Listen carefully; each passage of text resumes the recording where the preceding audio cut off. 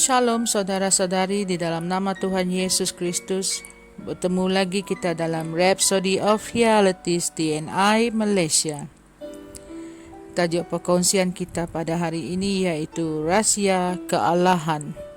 Dan sesungguhnya agunglah rahsia ibadah kita. Dia yang telah menyatakan dirinya dalam rupa manusia, dibenarkan dalam roh, yang menampakkan dirinya kepada malaikat-malaikat, diberitakan di antara bangsa-bangsa yang tidak mengenal Allah, yang dipercayai di dalam dunia, dan diangkat dalam kemuliaan. 1 Timotius 3 ayat 16. Ada orang yang kerana kekurangan pemahaman yang betul tentang kitab suci menjadi keliru tentang keilahian Yesus. Kitab suci sangatlah jelas tentang hal ini. Malah bahagian yang baru kita baca dalam ayat Injil, tema kita tidak menimbulkan sebarang apa keraguan tentang hakikat bahawa itu ialah Yesus.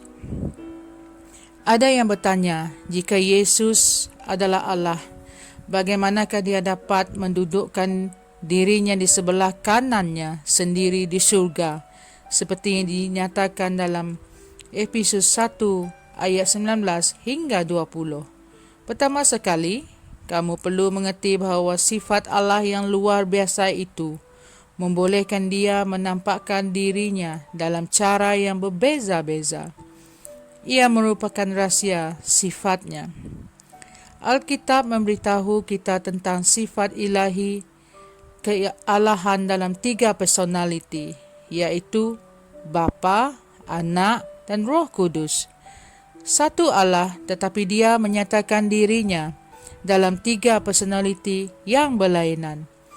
Kita tidak akan melihat 3 Allah di syurga atau 3 takhta di mana Bapa duduk di salah satu takhta, Anak duduk di atas takhta yang lain, dan Roh Kudus pula duduk di atas takhta yang ketiga. Tidak, itu hanyalah Yesus, kerana seluruh kepenuhan kealahan berdiam di dalam dia secara jasmania. Kolosi 2 ayat 9. Kolosi 1 ayat 19 berkata, kerana seluruh kepenuhan Allah berkenan diam di dalam dia. Ingatlah pada hari Yesus dibaptiskan. Ketika dia keluar dari air, langit terbuka dan Roh Kudus turun ke atas Yesus. Dan dengan serta-merta terdengarlah satu suara dari surga berkata, inilah anakku yang kukasihi, kepadanya aku berkenan. Matius 3 ayat 17.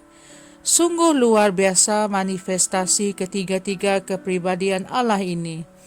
Anak dibaptis di dalam air, dan dengan serta-merta dia dipenuhi dengan Roh Kudus. Dan Bapa berbicara dari syurga. Kali pertama para malaikat melihat Allah yang Maha Kuasa dalam tubuh manusia adalah ketika Yesus dilahirkan di Bethlehem. Alkitab berkata, dan firman itu telah menjadi manusia dan diam di antara mereka. Yohanes 1 ayat 14. Allah menjadi manusia dan tinggal di kalangan kita. Namun kehadirannya dan suaranya akan berbicara dari syurga. Hebat sekali. Marilah kita sama-sama membuat pengakuan. Aku menyembah Tuhan Yesus kerana di dalam dia berdiam segala kepenuhan keilahian, kuasa dan sifat keilahian. Tuhan, Engkaulah pewujudan kealahan yang lengkap, gambaran luaran atau rupa Allah yang tidak kelihatan. Engkaulah Allah yang kekal, pemurah, mengasih dan baik hati. Aku mengasihi Engkau dengan sepenuh hatiku. Terpujilah namamu selama-lamanya.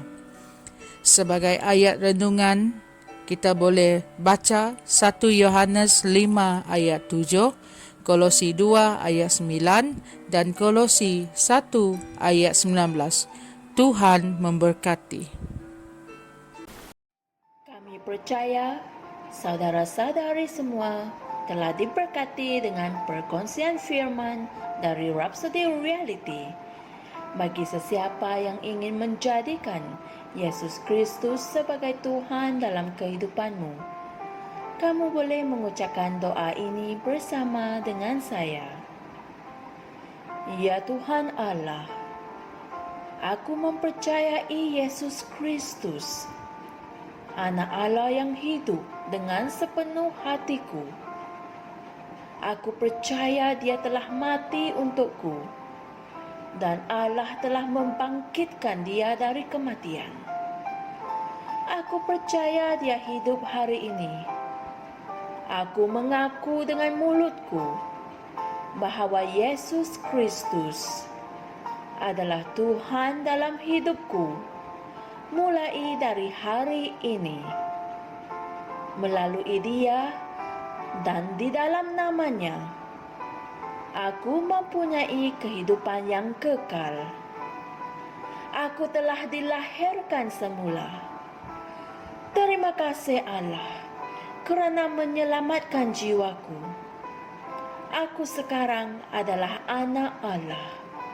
Haleluya. Rhapsody, hidupku sempurna dengan Rhapsody.